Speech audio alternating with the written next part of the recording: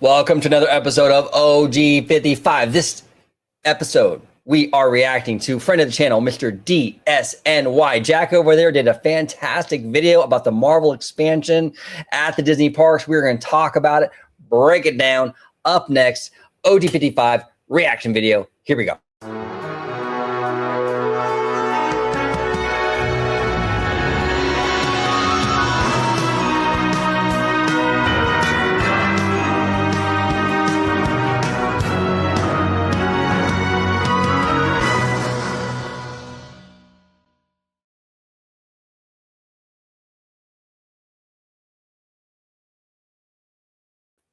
Welcome aboard, everybody, to another episode of OG55. Today, we are reacting to a fantastic video by the one, the only Jack from DSNY. Before we dive right in, though, I want to introduce Mr. George the Italiano. Welcome back, sir. Thanks for having me back on. Always a good time doing these shows with you, talking in depth of theme parks, entertainment, studio, all that good jazz. But if you'd like to find me on social media, you could do so on X, formerly known as Twitter, at Disney George. You could also find me on Instagram, Threads, and Blue Sky under the Disney Italiano. And of course, you can find me right here on my home base on Orange Grove 55 with Citrus Corner, with all that sweet, juicy, but sometimes sticky Disney news and info.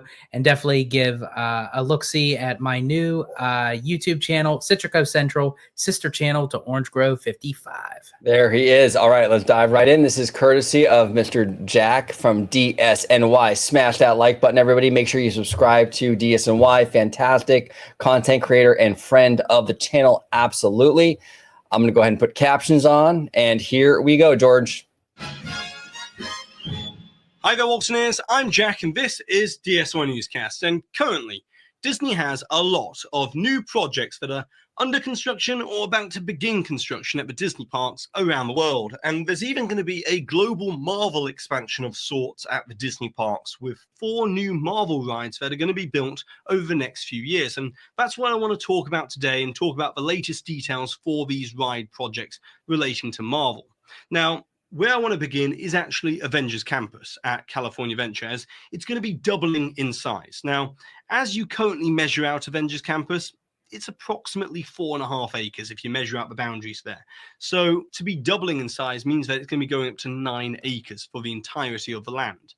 But that expansion space isn't going to be used for guest walkable space for the land itself, but they're going to be used for these massive show buildings for these 2 new attractions within Avengers Campus. And the biggest show building is obviously going to be the Avengers e-ticket attraction, which is going to be called Avengers Infinity Defense. And it's going to be a massive show building there. But even the flat ride, which is an innovative flat ride, but it's called Stark Flight Lab, that's going to be using up quite a sizable footprint as well within the actual expansion space. So with these 2 new attractions, it's obviously going to be doubling the capacity of Avengers Campus from Web Slings and Mission Breakout to getting 4 rides within this land.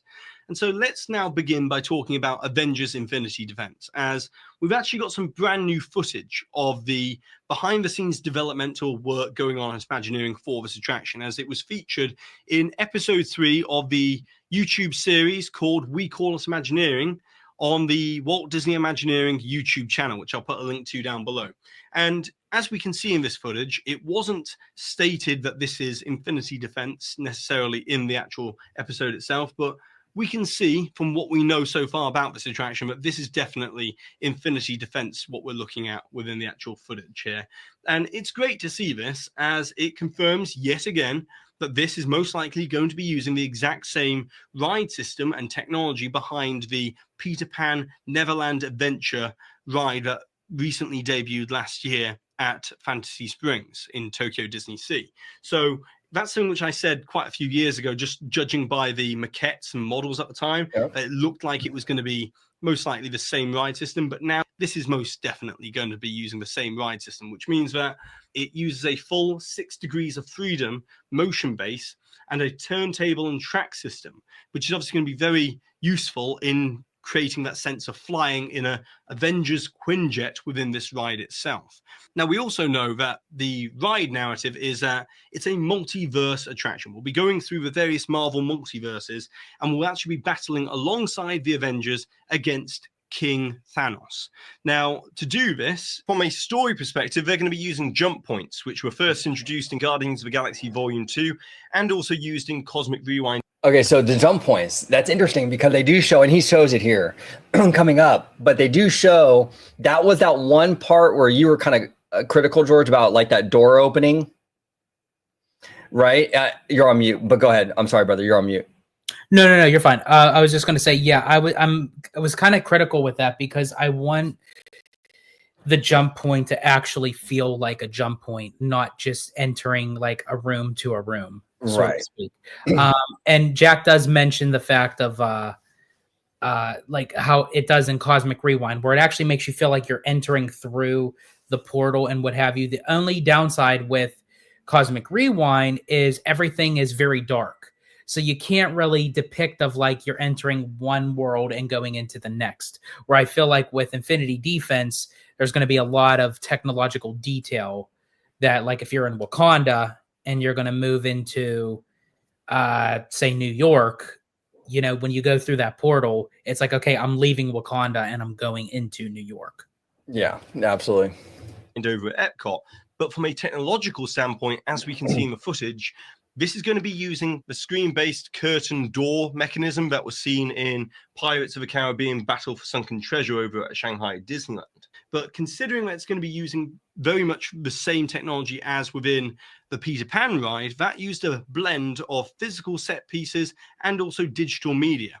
And it actually used it in a new way of using digital media. Instead of just moving by the digital media and creating sometimes a sense of motion sickness, it's going to kind of move in unison with the ride vehicle. So therefore it's kind of a fixed point. So therefore it feels like the media is moving with you, and it's a much better effect. And as we can see in the footage, it looks like there's a physical set piece. Didn't you tell me like that was like one of your main issues of like with Ratatouille, Remy's Ratatouille adventure, where you kind of like look at the 3D screen, but it's basically nothing surrounding it. It's just the feeling of that you're just in front of a screen interacting with it, as to oppose having physical set pieces also interacting with the screen and the ride vehicle itself. Right. You need to have these screens. Screens are a good, this is the thing. A lot of fans get into this like black or white thinking, and I get it. It's like the social media age, and that's what we do, right? On social media, black or white, good or bad, 0 or 10, right? But like, I think there is a place for all these technologies, you know what I'm saying? So screen stuff is cool. Projections are cool, but you have to use them right. And you don't want to overuse them or misuse them, right? So yeah, like I said before, like if you have physical sets and you have these projections and these screens sort of like married into the scenery in a really organic way, it's a very believable effect. I think they did a really good job with the Snow White dark ride at Disneyland with the projections and how they integrated that into the physicality of the attraction. So it can be done, you know? So yeah, you're right. Like you don't want to just have like a screen and you just pull up to the screen. Like you want to have it where you feel like you're a little bit involved in it and there's like physical sets around you, but the screen sort of accents all that. So yeah, absolutely. In the background of this image here with the ride vehicle as well.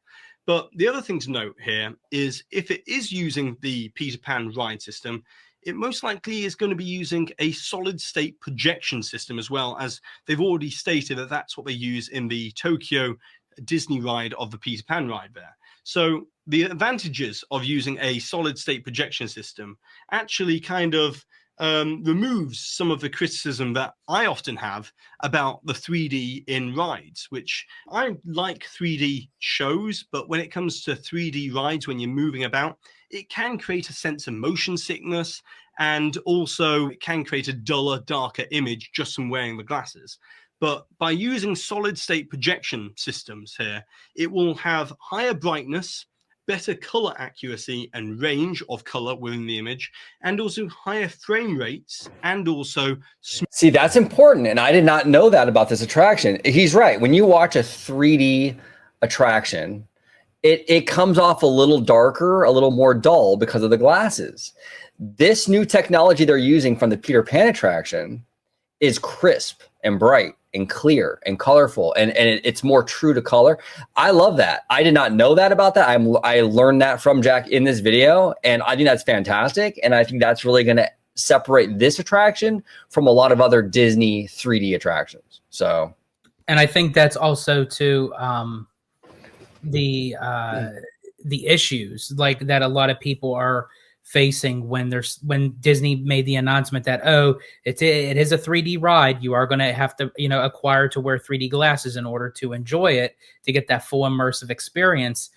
And a lot of people, they do get motion sickness, whether it's like Transformers or the Amazing Adventures of Spider-Man at Universal, or even with at Disney, like with Star Tours and what have you, so this definitely does give new light on the subject that, even though it does acquire 3D glasses, that it'll be a much better technological usage of the newer technology for that ride. And I think honestly, by how crisp it looks for Peter Pan, I could imagine like what it's going to do for the Avengers. Yeah, 100%. That's a really cool feature I did not know about until this video. I didn't know either. Smoother motion. So the smoother motion of the higher frame rates will help alleviate some of the motion sickness that sometimes is felt within 3D based attractions which move about. And then the higher brightness and the better color accuracy will really make these images pop. So it won't be as noticeable that you're looking at a screen. The screen and the physical set pieces blend better together because the screen-based technology will be popping more in terms of the actual color and brightness of the projection. Now, the other thing I want to note here is that every Marvel ride that Disney's built so far has used screens pretty heavily within the attraction. And, I like physical set piece attractions, dark rides and stuff like that. But Web Slingers, Mission Breakout, Cosmic Rewind even, and Infinity Defense, they're all using screen-based technology. And I was thinking about this, and I came to the conclusion that there might be some logic behind using screen-based technology here for these kinds of rides, as the Marvel Cinematic Universe in the next 10, 15 years are going to look very different to the MCU that we have right now. There's going to be a whole different cast of characters, a whole different cast of superheroes within the Marvel Cinematic Universe. And so if Imagineering is looking to future-proof the actual ride systems, but leave it open to be upgraded and improved over time, then using screen-based systems for these rides means that 10, 15 years from now, they could update these attractions with the latest cast of characters within the MCU and, breathe some new life into the attraction. That's 100% correct. And they've actually dabbled in this a little bit already with Monsters After Dark for Breakout. He's massively successful over there at California Adventure. But he's right. When you have this cinematic universe where you're constantly introducing new characters and, the timeline shifts and like we're going to have X-Men eventually, right? And all that kind of stuff. Like you're going to want the ability, the flexibility to sort of introduce these characters. And, sometimes you can't always build an animatronic to do that. It's not really like financially, doable every single time. It makes sense. Another thing real quick too, George, is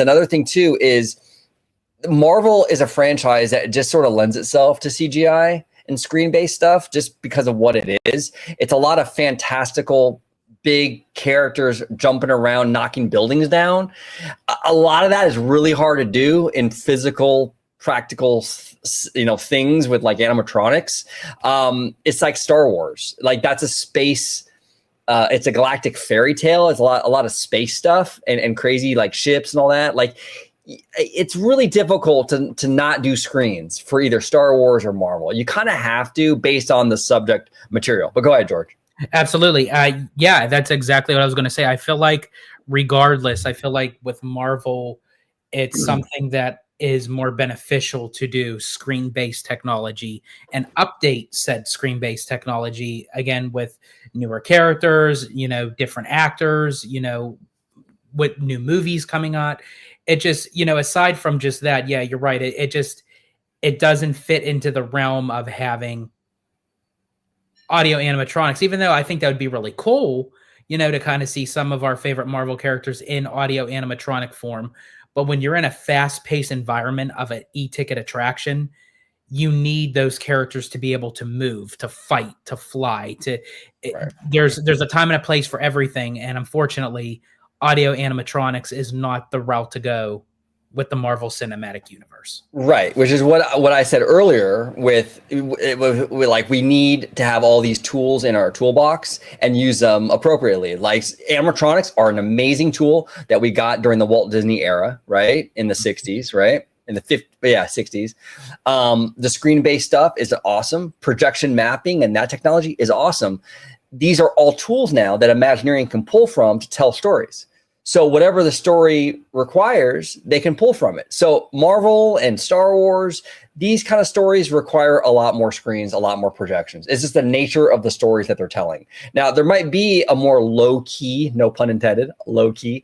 There might be a more low-key Marvel story that might not necessarily need that. You know what I'm saying? Like, let's say, for example, it'll never happen, but let's just say they build a Daredevil ride. You're riding through New York and it's Daredevil. You probably don't need that many screens for that one because it's not as crazy. It's a more grounded kind of character. You know what I'm saying? Yeah, but like for this other stuff, like a multiverse ride, I mean, come on, how do you not have screens for multiverse? Anything with Hulk in it, basically, you're going to need screens, So it's just the nature of the franchise. It really is. Itself, much as we saw with Star Tours, was around for 20 years. And then in 2011, we got all new missions and scenes within the attraction itself, and it breathed all new life into Star Tours. So that could also be a benefit of using the screen-based technology within the Marvel ride. And then the other ride that they're building, called Stark Flight Lab, is going to be a flat ride, but it is an innovative flat ride. And we saw some new footage of the actual developmental work for this Stark Flight Lab within the Imagineering episode here. And we have it confirmed that there's going to be 12 articulating robotic arms that are going to be moving in synchronization. And Imagineering were inspired by the kick line that's often performed by dancers like the Radio City Rockettes. So it's going to be fairly impressive to just watch all of these massive robotic arms. I thought that was very funny when I first watched this video. Who would have ever thought WDI would have designed the functions of these KUKA arm technology ride vehicles for a Marvel Avengers attraction based off of the Radio City Rockettes? It's so bizarre to me. Yeah, that's so bizarre to me. I'm still not sold on this one. Yeah, I don't know. I don't know. And look, I get it. I understand, like, the technology is the show. I understand it. It just feels very similar to we're going to build a coaster on a pier, and the coaster is the theming. Because it's a seaside pier. See, that's what it feels like to me. It's an excuse to sort of like not really go all in on this and kind of just have the ride system sort of be the show. I don't know. I get the mindset. I understand it. It just seems a little bit of a cop out to me, but we'll see how it is. Maybe it's very popular. Move in synchronicity with each other like that. But in terms of the story, the actual pod that we're sat within, there's going to be 2 people per pod. And these pods are called gyrokinetic pods. And as we can see here, it's using a technology which is either the same or very similar to the KUKA arm technology that can be found over at Universal within the Forbidden Journey ride.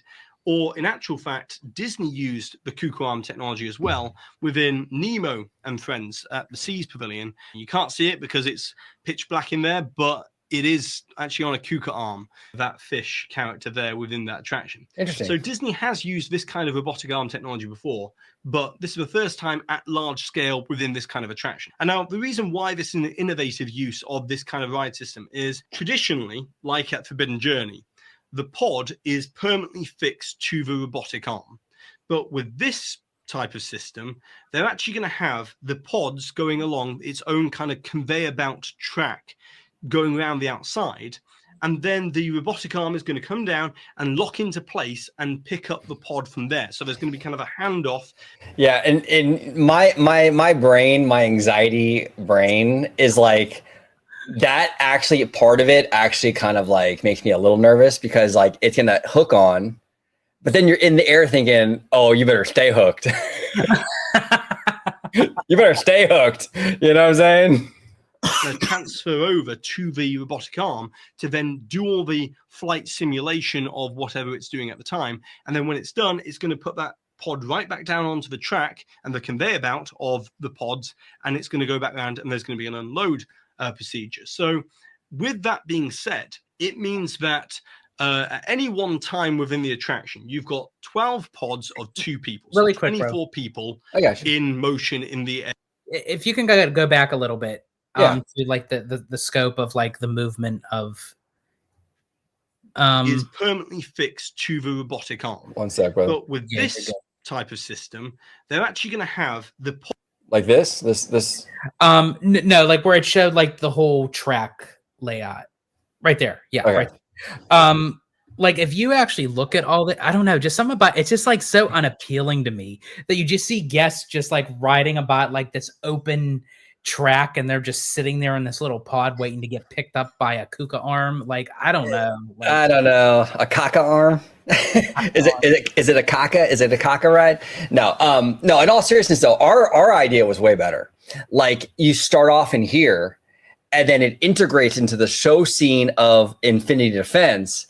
So when you're in Infinity Defense, our idea, George and I idea for this would be to integrate these 2 attractions, right? So when you're in the e-ticket and you pull up to King Thanos at the very end or the grand finale, basically both attractions get the same finale where everyone has to come together to fight Thanos. Avengers Assemble. I mean, come on. Come on, imagine this, everybody at home. Imagine this. You pull up in your vehicle for the Infinity Defense. You come up to think King Thanos. You hear Captain America go, you know what? I don't know if we have enough people. We don't have enough people to take this guy on. And all of a sudden, to your left and on the side, there's that portal, the Doctor Strange portal, and all these fucking KUKA arms come into the show scene. So you're in your vehicle and you got all these KUKA arms next to you fighting along with you.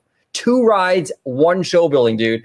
Epic. Absolutely epic, dude. And that would change the game. That would make both of these rides like crazy unique. I don't think any theme park company has ever even attempted to do anything like that. You talk about exquisite storytelling on steroids by having like an end game kind of finale for both attractions. Dude. Ugh. Come on. I mean, come on. It's perfect. To place and pick up the pod from there. So there's going to be kind of a handoff and a transfer over to the robotic arm to then do all the flight simulation of whatever it's doing at the time. And then when it's done, it's going to put that pod right back down onto the track and the conveyor belt of the pods, and it's going to go back around, and there's going to be an unload procedure. So with that being said, it means that at any one time within the attraction, you've got 12 pods of 2 people. So 24 people in motion in the air, dancing about, in the flight simulation. There's also going to be 12 pods that are going to be cycling ready to be picked up by the robotic arms on the track. And then there's also going to be another 12 pods that are going to be being loaded and unloaded on the track as well. See, that just looks so freaking like unappealing. It does though, but it looks like they're building like it's like in some like a factory. They're building like like Nintendo Switches or something. Yeah, like it doesn't even look like an attraction to me. It looks like they're just building some like game console or like it's like or they're building like refrigerators. Like when you go and you watch those like documentary specials like on the History Channel or the Travel Channel of how certain things are made. Like you had mentioned it, like Nintendo's, but right. Like it takes you through the factory and they take you step for step. Oh, the product's going to go through this right now. Then the product's going to go. That's what this reminds me of. Yeah. And we'll see, dude. We're fair. Like if this thing opens and it's an absolute banger of an attraction, and George and I are like, oh my god, that was amazing, we'll be here saying that. Like I said, I was really skeptical about Mario Kart, and I actually really thought it was a fun, cute ride. I actually really did enjoy Mario Kart, but I'm open to being wrong. Okay, I'm open to being wrong. It's just what they're showing us. I'm not super impressed. Yeah. And so there'll be 36 pods within this ride system. And that means that at any one time, there could be realistically around 72 people on the track. So if I just do some quick calculations here, it means that if we're to estimate that each ride time is roughly around 3 minutes, which is a decent ride time for a flat ride, it could result theoretically in roughly around 1,440 people per hour. Or if we're going to be a bit more conservative with the estimation here and say we're only going to take into consideration the 24 that are currently in motion, that will give us 960 people per hour, which means that it's going to add much needed capacity to Avengers Campus. And I think that's the main thing here. There's going to be a diversity of attraction. We've got the Web Slingers attraction, which I've been on now at long last. I actually managed to experience it over in Disneyland Paris. I've actually got to say, now actually experiencing Web Slingers for myself, it's one of those ones where seeing a ride POV or anything like that doesn't do it justice. You really got to experience it for yourself. It's a lot of fun. And I'm not even the biggest Spider-Man fan, but it was a lot of fun. I really did enjoy that attraction, more so than I thought I would. And in actual fact, we did actually get it confirmed on stage at South by Southwest that construction has begun on this expansion project. As after all, the red car trolley closed on February 8th and had its last day of operation. And the backstage barn, which housed the red car trolley as well, is going to be demolished soon, if not already has been demolished. And they'll begin site preparation and land clearing, ready to go vertical on the construction there. So I estimate roughly probably a maybe 3.5 year build time for this thing, potentially having it open for 2028 or at least 2029. And then staying with Disneyland, over at Disneyland Park, we've got the Fantastic Four characters are going to be coming, but they're not going to be coming to Avengers Campus. They're going to be coming to Tomorrowland instead this summer. And it was actually mentioned on stage at South by Southwest recently that the Fantastic Four First Steps art direction and the scene. Look at that. I mean, it's so perfect. It's so perfect for Disneyland, Tomorrowland. I mean, come on. Design and the environmental design actually drew quite a lot of inspiration from Tomorrowland at Disneyland. So with them mentioning all this, it will be interesting to see. They're putting the Fantastic Four characters in Disneyland's Tomorrowland. They're talking about the connection between that and the movie. Interesting. Hold on real quick. Sorry to interrupt, Jack, but real quick. Gosh. Oh, here. Okay. Really interesting. Here, it looks like a monorail, like a Disneyland monorail. I never even noticed that. Even it has the color stripe along the side. Yeah, that is interesting. Isn't that interesting? And actually, it looks like the monorail is suspended. Right. So it's like the track is above the vehicle, Correct. which is kind of interesting because if they decide to go that route, I mean, that would take a lot of track removal and replacing for the monorail. But if they wanted to get rid of that, what you like to call the spaghetti bowl, yeah. For like around the subs and Autopia, then also the motorboat cruise area, I mean, they could do it. It looks pretty cool. It looks very cool. This might even be an idea for like a version of like a new people mover. Maybe not look so monorail-ish, maybe like smaller little pods, but have a dangle version of like the people mover go to Tomorrowland like this. You know? That'd be kind of interesting. But this is pretty cool. This actually also, this artwork reminds me a lot of like kind of like this fresh future that I remember seeing as a kid with Back to the Future Part 2, where it was like, it's our world, but it's like so far in the future. It was fascinating to me to see that. And that's what this reminds me of. That's why I love that movie, by the way. Part 2 is amazing. Hoverboards, baby. In Disneyland's Tomorrowland, they're talking about the connection between that and the movie. Potentially, could we see more Marvel presence at the Disneyland Resort there at Tomorrowland and kind of see that retro futurism kind of expand within Tomorrowland with a general overhaul of Tomorrowland? Now, that's just my own personal speculation, reading between the lines here, but I don't think it's completely out of the realm of possibility that that might be something that's in the cards in the future there. Yeah. Also, Herbie, the robot butler character from Fantastic Four, will also be coming to Tomorrowland as well as a meetable, greetable character there, but it will be happening at a later stage. It won't be happening necessarily with the other Fantastic Four characters this summer. So that's everything in terms of the Disneyland Resort. Now I want to talk about Shanghai Disneyland and Hong Kong Disneyland. Now, Spider-Man roller coaster at Shanghai Disneyland. Now, there's actually been a public permit filed for this attraction. And within it, it shows us the actual footprint of what the Spider-Man attraction is going to be. Now, most likely, this is going to be a Vekoma manufactured launch coaster. But in this permit, we got the complete layout for this roller coaster track as well.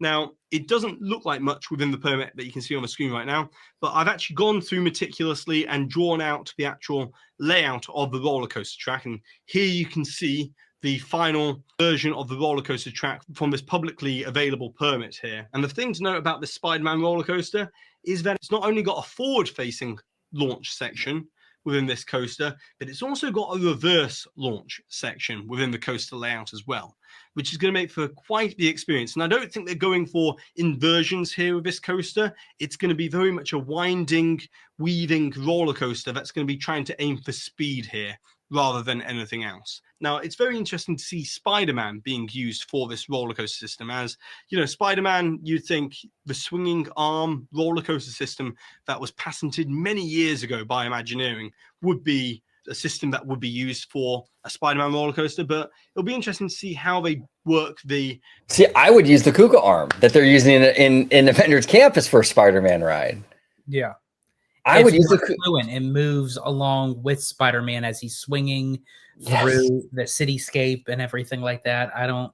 I'm not a fan of the oversized box toaster ovens for web slingers, and I don't know. Yeah. Me neither. This makes more sense than web slingers did for me, but yeah, I agree. But the KUKA arm is perfect. You have you put these elaborate sets like New York City or whatever, these big New York City sets, and you can even have like some screens mixed in there, kind of like, like a Transformers kind of thing.